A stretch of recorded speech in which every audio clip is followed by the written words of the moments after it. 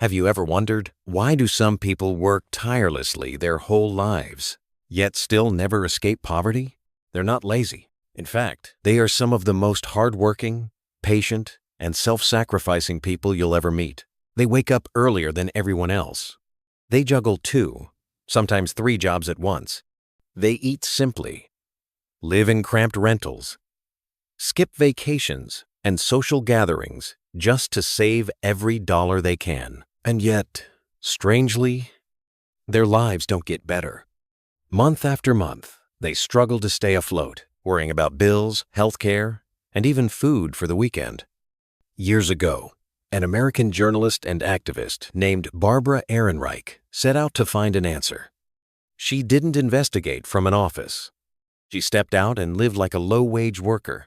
With just a few $100s in hand, she traveled to several cities, applying for the most basic jobs: waitressing, cleaning motel rooms, stocking shelves in discount stores. She worked long shifts, day and night. She rented cheap rooms, ate the cheapest food. She immersed herself in the life of those society often calls the working poor. And after months of labor, hands calloused, body exhausted, she came to a bitter realization. No matter how hard she worked, she couldn't save. She couldn't get ahead of rent. She couldn't find a way out. In the end, Barbara wrote a line that left many readers in silence. The poor don't just suffer from hunger or lack. They endure a lower kind of suffering, suffering without meaning. They work hard but don't move forward. They struggle but see no future. The problem isn't that they don't try. It's that their effort has no leverage. They're trapped in a loop of repetitive jobs, survival stress, and no time left to think their way out. And that is what this video is about. Not to judge, but to look at this truth seriously and honestly. Are you caught in that loop too? Stay with me, because next, we'll talk about a truth few dare to admit. The harder you work without direction, the further you get from wealth. In many cities, there's a kind of person we rarely notice. They appear when the streets are still covered in morning fog and vanish when the lights begin to glow at night. They don't post on social media. They don't talk about work-life balance. They just work. In journalism and academia, they're often called the working poor. People who never stop working and yet never escape poverty. The irony? The harder they work, the more exhausted they become. They do double shifts, work weekends, holidays, and still their standard of living remains exactly the same. Warren Buffett once said something simple but sharp. They work tirelessly but rarely look up to ask, why am I doing all this? And so, hardship doesn't always mean progress. Sometimes it's just the weight dragging you deeper. I have a friend who worked in customer service at a major company. He believed, if I try harder than everyone else, my boss will notice. He came in early, stayed late, answered emails past midnight, handled every complaint with a calm voice, never raised his tone. He doubled his effort, hoping success would come sooner. But after a few years, nothing changed. Same job, slightly better pay, no promotion in sight. He began to feel worn down. One night, he told me softly, I've been trying so hard, but I think I'm just going in circles. You see, hard work without direction, without reflection, is just organized burnout. Like rowing endlessly in the middle of the ocean, muscles aching, spirit draining, but never knowing where you're going. In other words, hard work isn't wrong, but mindless hard work is a silent disaster. Before we continue, every video here carries a bit of heart. If you felt that, a like or subscribe would mean a lot. We often tell ourselves, life is hard, everyone has to suffer. And that's true. No one walks through life without pain. But have you ever stopped to ask, is all suffering meaningful? Does every sacrifice lead somewhere? In this world, there are 2 kinds of suffering. One is blind suffering, the kind where you keep struggling, but don't understand why. You wake up tired, work all day, collapse at night, but nothing changes. You endure, but don't grow. You sacrifice, but don't move forward. Then there is conscious suffering, the kind you choose, when you study late into the night, when you push through confusion, when you commit to learning things that are hard, slow, and lonely. You skip parties, turn off distractions, read books no one else is reading, practice skills that no one is clapping for because you believe in the person you're becoming. That kind of suffering builds you. A student once worked night shifts at a diner to pay his tuition. But even after hours of serving food, he'd stay up one more hour each night to learn data analysis through free online courses. His friends said he was crazy. But a few years later, he landed a high-paying job at a tech company. Same effort, different direction. One was to survive, the other to rise. You see, not all hard work is equal. Some effort traps you. Some effort transforms you. Only you can answer. The pain you're carrying each day. Is it the cost of growth? Or just a cycle that's breaking you down? Remember, not all struggle is noble. Only the kind that comes with reflection, with learning, with purpose. We've talked about those who work hard, but never move forward because they suffer without clarity. But what does it look like to suffer with purpose? Let's talk about Steve Jobs, not just the founder of Apple, but a man who lived inside every idea he ever believed in. People remember him for the iPhone, for Apple's sleek design, for his legendary speeches. But what they often forget is that Jobs didn't succeed because he worked more than others. He succeeded because he thought deeper. He didn't code. He didn't design the circuit boards himself. But he demanded that the circuits inside the Macintosh be arranged cleanly, beautifully, even though no customer would ever open the machine to see them. When engineers pushed back and said, "Why bother? No one will notice," Jobs answered, "But I will, and you will."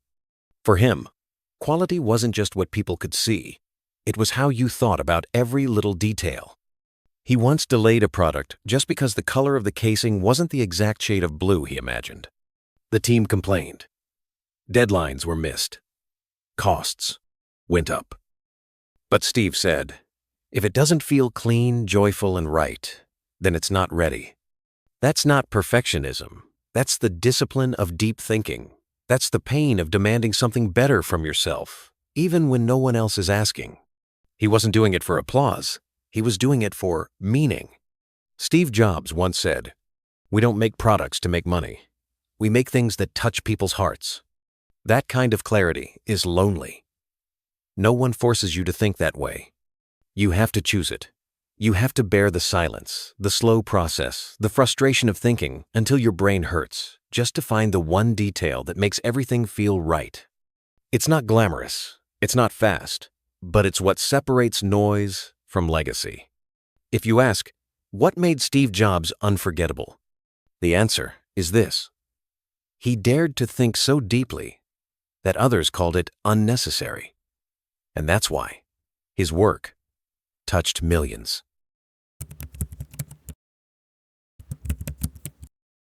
Here's a truth we rarely say out loud. Not everyone starts from the equal ground. Some are born with support. Others must build from scratch. Some people work endlessly, but their lives never improve. Others make a few well-placed moves and unlock long-term freedom. What's the real difference? Not just luck, but how they use their minds and how they grow their skills. Two American educators, the Dreyfus brothers, once developed a model of how people master skills. They said there are 5 levels. Novice, just follows instructions. Advanced beginner, starts recognizing patterns, but still needs guidance. Competent, plans ahead, makes decisions. Proficient, acts on deep intuition built through experience. Expert, doesn't just do well, but creates, leads, and redefines. This isn't just theory. It's real life. People at levels 1 or 2 follow orders. People at levels 4 or 5 solve problems, lead teams, and make things better. They think and get paid for the value of that thinking. Because here's the harsh truth. You're not paid for how many hours you work. You're paid for the kind of decisions you can make. If you only know how to follow, you can be replaced. If you know how to think, adapt, and improve, You become irreplaceable. Robert Kiyosaki, author of Rich Dad, Poor Dad, called it the rat race. You work hard all month, only to spend it all on rent, bills, and debt. Then the cycle starts over. You're running but never getting anywhere. That's what happens when your skills stay the same. You don't have time to grow because you're always trying to survive. You don't need to work more hours. You need to stop and think. Ask yourself, what level am I really at? Am I solving problems or just completing tasks? Am I growing or just getting tired? Because here's the final truth. You'll never climb to a higher life unless you upgrade the way you think. You can run fast, but if it's in a circle, you're still stuck. It's not about doing more. It's about thinking better. Have you ever felt like you're constantly moving but not really getting anywhere? Always busy, always handling something. But when you finally sit down and breathe, you don't really know what it's all for. That feeling is real and dangerous. I have a friend who works in advertising. Every day, he's overwhelmed, writing campaign briefs, fixing last-minute changes, replying to urgent emails, attending back-to-back meetings. One day, I asked him, "What's the main goal of this project?" He sighed. "I'm not sure. Everyone just keeps saying, 'Hurry up.'" I asked again, "Do you feel like you're learning something new or becoming better at your craft?" He paused, then said, "Honestly, no." He's not lazy. Far from it. He works harder than most people I know, but he's never had a chance to stop and think. No space to ask better questions. No pause to reset his direction. And so day after day, he stays busy, but not better. Tired, but not wiser. Active, but not advancing. George Bernard Shaw once asked a question that hits hard. You have about 30,000 days in your life. Have you spent even 3 of them truly thinking about how you want to live? That question sounds soft, but if you really stop and ask yourself, it might shake you. Have you ever chosen a job just because it felt safe or because everyone else was doing it? Have you stayed on a path for years simply because you never stopped to ask whether you still should? If you don't make time to think, you'll live by momentum. You'll go fast, but in the wrong direction. It's like the story of Alice in Wonderland. She asks the Cheshire Cat, "Which way should I go?" The cat replies, "That depends on where you to." Alice says, "I don't much care where." The cat answers, "Then it doesn't matter which way you go." If you don't know where you're going, every effort you make, no matter how hard, might be taking you further from the life you want.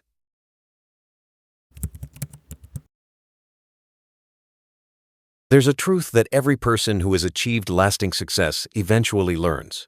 Thinking gives you direction. Discipline gets you there. You can dream. You can plan.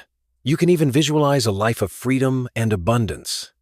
But if each day you keep snoozing the alarm, skipping the work, chasing easy distractions, nothing will change. I once read about a writer who wanted to build a push-up habit, but he kept failing, so he changed his goal. Just 1 push-up a day. That's it. No pressure, no guilt. 1 became 3. 3 became 5 minutes. 5 minutes became a morning routine. The secret wasn't intensity, it was consistency in silence. You have 2 choices. Either you discipline yourself, wake up early, learn, train, say no to easy pleasures, or life will discipline you with stress, deadlines, regret, poor health, and missed chances. One is hard now, easy later. The other is easy now, and painfully hard later. Discipline is not punishment, it's a form of self-respect. Every day, you lay 1 brick. 15 minutes of reading, 10 minutes of movement, 20 minutes of learning a real skill.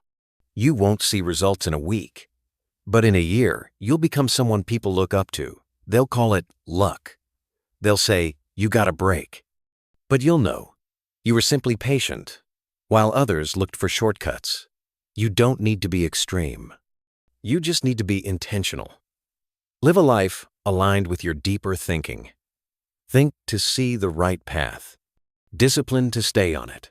And one day, while others are still searching for how to get rich, you'll already be living with quiet freedom, built brick by brick, with wisdom and will.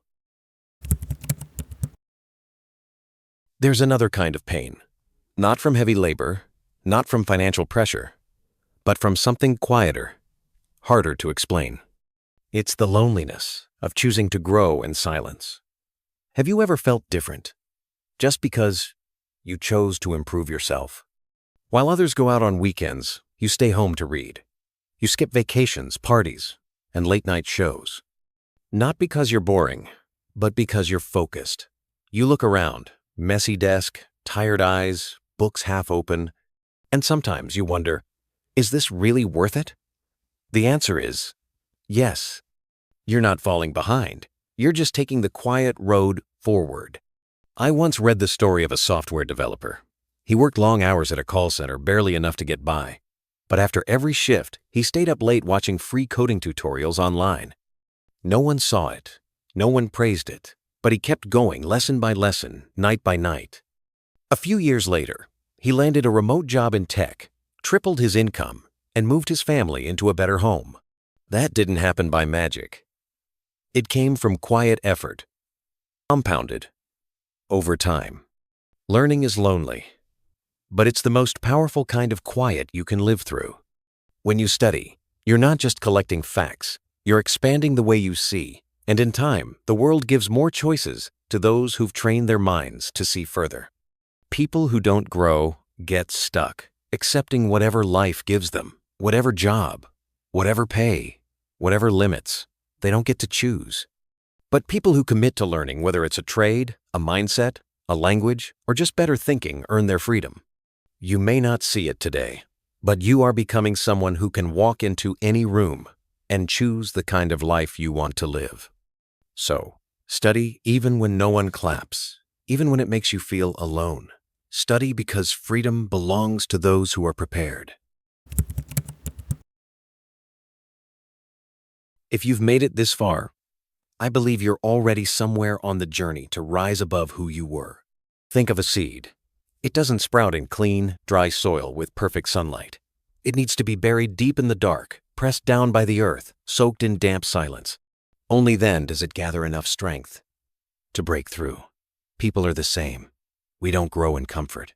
We only rise when we dare to face our real issue, solve it, overcome it, and become just a little stronger than we were yesterday. Bill Gates has a unique habit he calls Think Week, a full week, twice a year, where he retreats alone to a cabin in the forests of the Pacific Northwest.